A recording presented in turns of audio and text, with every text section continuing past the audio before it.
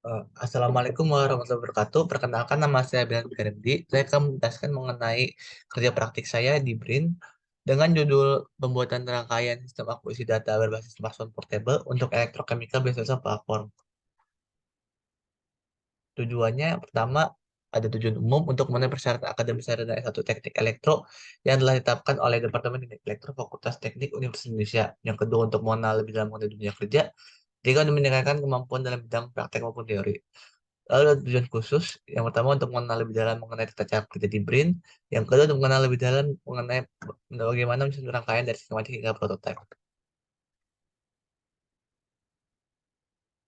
Profil BRIN. Jadi, eh, Lembaga Badan Riset Inovasi Nasional atau BRIN ini didirikan oleh Presiden Joko Widodo melalui Peraturan Presiden Nomor 17 Tahun 2019 tentang BRIN itu sendiri. Berdasarkan Perpres Nomor 74 Tahun 2019 ini, BRIN memiliki tugas untuk menjelaskan penelitian, pengembangan, pengkajian, dan penerapan, serta investasi dan inovasi yang terintegrasi.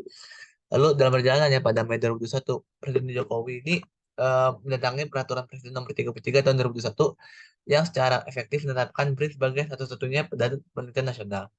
Peraturan tersebut memutuskan bahwa semua badan penelitian nasional Indonesia seperti LIPI, BPPT, Batan, dan Lapan tuh bergabung di satu di BRIN. Waktu tempat kerja. Jadi waktu mulai kerja praktik itu tanggal 27 Juni 2022, lalu waktu saya untuk kerja praktik itu 26 Agustus 2022. Lokasinya ada di kawasan LIPI Bandung, Jalan Sangkuriang Dago, Kecamatan Coblong, Kota Bandung, Jawa Barat. Seperti ini fotonya. Lalu untuk profil divisi saya sendiri, profil divisi Smart Sensor, Actuator, dan Transducer. Jadi kelompok peneliti ini memiliki keahlian dalam aspek penelitian dan pengembangan perangkat sensor, aktuator, dan juga transducer. Fokus risetnya selain cakup pengembangan device sensor, pengembangan material untuk sensor juga mencakup transformasi sensor dan perangkat pendukungnya menjadi sistem yang dimanfaatkan dalam bidang kimia, fisika, lingkungan medis, dan sebagainya. Nah, jadi pertama ada potentiostat. Jadi potentiostat ini merupakan sensor elektrokimia yang terdiri dari tiga elektroda yaitu working electrode, reference electrode, dan juga counter electrode. Nilai reference electrode ini digunakan sebagai pengendali nilai potensial dan working electrode dari working electrode. Jadi reference electrode ini sebagai pengendali, working electrode ini berkaitan langsung dengan substrat kimia yang diukur atau sebagai sebenarnya tempat terjadinya reaksi kimia, dan sedangkan counter electrode ini memberikan arus yang dibutuhkan untuk reaksi kimia. Biasanya counter electrode ini nilai yang menentukan working electrode juga. Operational amplifier. Jadi, operational amplifier ini merupakan komponen elektronika yang fungsi sebagai penggerak sinyal listrik. Jadi operasional amplifier ini terdiri dari beberapa komponen diferensial yang terinterkoneksi dan terintegrasi sehingga dapat menghasilkan gain yang sangat tinggi. Lalu operasional amplifier ini memiliki tujuh input. Jadi ada inverting input dan non-inverting input. Operasional amplifier ini memiliki satu output dan memiliki dua buah tegangan catu yang disimetris, yaitu ada tegangan catu positif atau PDD dan juga tegangan catu negatif atau VF. Pada dasarnya OP mengamplifikasi tegangan pada kedua input. Ini inverting amplifier. Jadi saya menggunakan operational amplifier sebagai inverting amplifier pada rangkaian isostat dan rangkaian IV converter. Saya menggunakan rangkaian ini untuk mengubah polaritas tegangan dan menyusukan tegangan. Jadi sesuai rumusnya VO sama dengan RF per Rin kali V in. Jadi dengan mengubah nilai RF dan Rin saya bisa eh, meng- meninggikan tegangan output. Eh, jadi biasanya saya menggunakan potentiometer di RF-nya. Lalu rangkaian IV converter dan rangkaian inverting power supply. Rangkaian IV converter adalah rangkaian di mana inputnya berubah besaran arus atau outputnya adalah besaran tegangan. Lalu rangkaian inverting power supply akan mengubah polarisasi tegangan dari power supply tersebut. Jadi ini adalah rangkaian inverting power supply. Jadi ada tegangan 7 volt dan tegangan minus 7 volt itu contohnya saja. Dengan rangkaiannya dari pembina. Lalu ada SP32. SP32 ini merupakan mikrokontroller yang memiliki harga rendah dan juga hemat energi karena memiliki fitur deep sleep. Namun yang menjadi kelebihan utama SP32 dibandingkan mikrokontroller lainnya adalah SP32 memiliki modul untuk WiFi dan juga Bluetooth. Kegiatannya ini adalah mapping secara garis besar yang saya lakukan.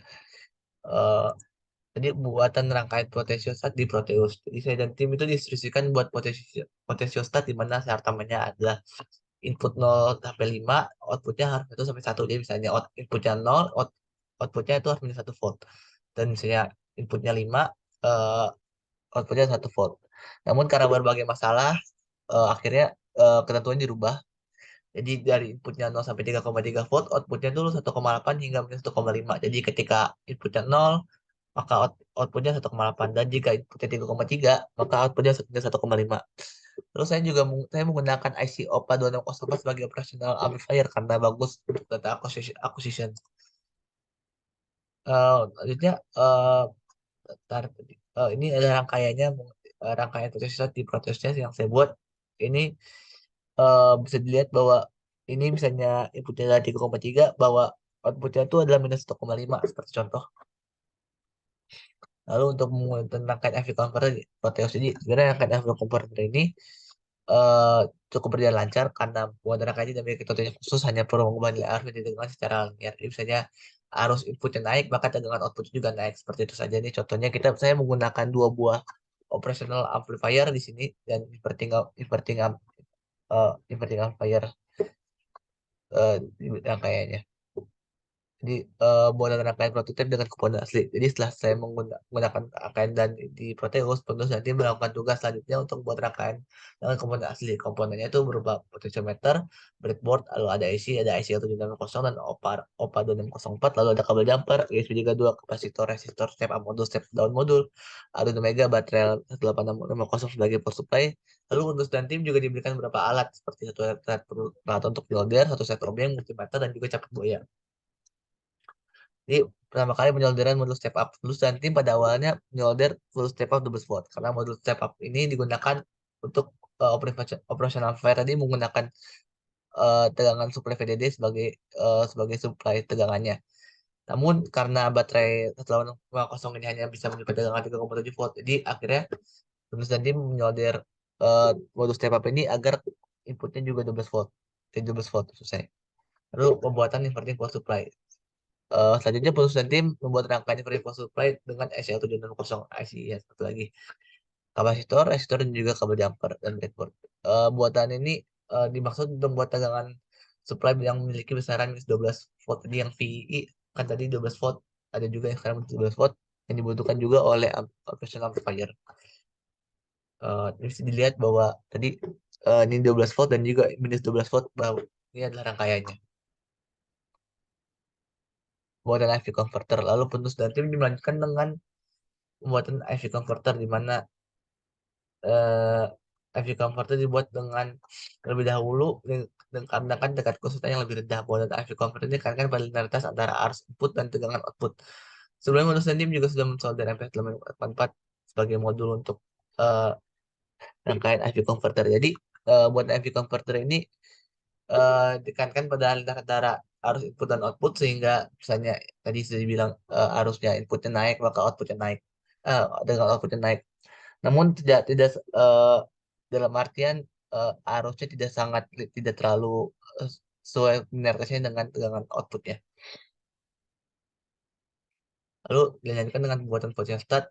Setelah membuat rangkaian IV converter, penulis melanjutkan dengan membuat rangkaian potentiostat. Rangkaian potentiostat ini masih terus dengan rangkaian IV converter, namun masih menggunakan rangkaian inverter power supply, modul step up dan modul step down sebagai input tegangan. Jadi sekarang membuat rangkaian potentiostat. Ya.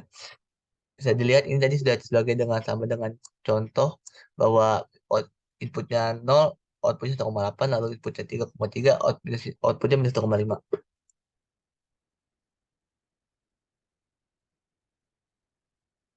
Jadi membuat rangkaian lengkap. Jadi setelah itu penulis menyambungkan rangkaian proses tadi dan juga rangkaian IV converter. Penulis juga membuat rangkaian satu simulasi seperti dummy khusus sebagai sensornya. Jadi tadi tidak ada sensornya karena sensornya itu dibuat oleh kelompok tim lain. Bagi rangkaian bukan sensor sementara dan itu sebagai penghubung. Penulis merubah nilai posisi start sehingga mendapatkan input input rangkaian yang linear. Sehingga jadi inputnya 0 sampai 3,3 itu outputnya 0 sampai sampai 1,55 ini secara linear. Bisa dilihat sebagai contohnya. Inputnya 0, outputnya 1,15. Terus hanya inputnya 3,3 maka 0, outputnya adalah 0, segini 0. Jadi karena ada rangkaian uh, rangkaian IV converter, maka output juga berubah.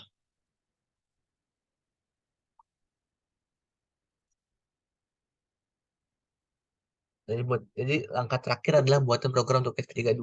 Jadi awalnya penulis menggunakan mikrokontroler Arduino Mega terlebih dahulu karena SP32 itu terbilang lebih kompleks. Codingan itu dimulai dengan pembacaan nilai tegangan eh, yang dikonsumsi jadi besaran arus.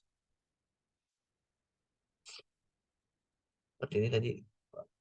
Jadi bisa dilihat bahwa bacaan nilai arus oleh oleh Arduino Mega. Lanjutannya penulis menggunakan program menggunakan SP32. Jadi karena SP32 itu memiliki eh, jadi Bluetooth itu jadi bisa disambungkan dengan smartphone. Penulis ujung mengalami kendala di mana SP32 itu baca tegangannya sangat berbeda dengan Arduino Mega, di mana bacaan cenderung tidak stabil. Bisa dilihat bahwa penulis memberikan arus secara linear dan tegangan outputnya bisa dibaca, namun tegangan output yang terbaca oleh SP32 cenderung tidak sesuai dengan tegangan yang dibaca oleh multimeter. Akhirnya penulis eh, diberi tugas untuk membuat sebuah persamaan menggunakan Microsoft Excel dan increment Microsoft Excel lalu dimasukkan dalam program Arduino IDE. Jadi hasilnya bahwa nilai arusnya itu bisa terbaca secara linear oleh SP32 dengan rumus yang tadi didapatkan oleh penulis. Buatan program lanjutan. Jadi untuk program lanjutannya ini penulis mencoba membuat SP32 pada rangkaian pada sisa dikarenakan SP32 itu hanya bisa mengirim sinyal PWM. Maka sebelumnya saya usulkan terlebih dahulu. Penulis bandingkan nilai input PWM yang diberikan pada tegangan input yang tertentu menggunakan multimeter pada rangkaian. Jadi dengan codingan ini eh, eh, penulis atau saya mengerikan nilai PWM. Lalu dengan PWM segini tegangan inputnya berapa yang dengan inputnya berapa yang keluar dan tegangan keluarnya berapa di start. Selanjutnya penulis ingin menggabungkan kedua rangkaian tersebut, namun membuat program SP32 itu berperan sebagai tegangan input dan juga penerimanya di tegangan output. Namun tugas itu mengalami kendala karena waktu kerja berarti ingatlah usai dan pembuatan masalah saat membaca nilai PWM oleh SP32. Jadi masalah yang ditemui itu saat itu SP32 itu hanya bisa mengirimkan nilai PWM. Sedangkan kalau kalau karena dikirim nilai bentuk PWM, jadi SP32 jadi membaca nilai PWM tersebut.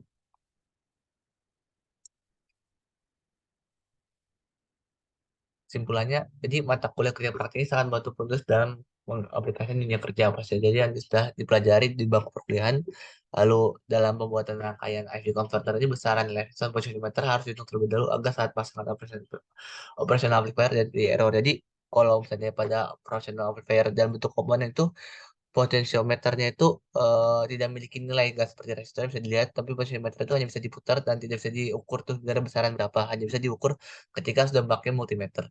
Lalu dalam pembuatan rangkaian inverter power supply, pastikan kapasitor memiliki nilai sama atau kapasitor dimasukkan dengan voltage yang sesuai. Jadi untuk rangkaian averaging power supply ini sangat rentan karena menggunakan kapasitor. Jadi eh, gampang rusak istilahnya. Jadi karena jika salah kaki itu juga sudah merusak kapasitor. Sebelum menggunakan sebuah IC dalam rangkaian sudah pastikan uji cacar itu terlebih dahulu. Jadi sebelum menggunakan OPA 2604 dan ICL 7610, penulis juga sudah baca tentang tata sheetnya sehingga menentukan bahwa IC yang digunakan adalah kedua IC tersebut. Dalam menggunakan SP32 pastikan mengetahui bahwa jenis sinyal di krem SP32 adalah jenis sinyal PWM. Karena penulis baru sadar setelah beberapa hari kalau jenis-jenisnya PWM dan pemuatan rangkaian wajah lebih baik menganalisis rumus-rumus dasar operasi amplifier menunjukkan tahapan berikutnya. Jadi dalam membuat rangkaian potensi start, penulis sadar bahwa dengan pembuktian rumus-rumus dari OPM itu sendiri sudah bisa berhasil membuat potensi start. Terima kasih.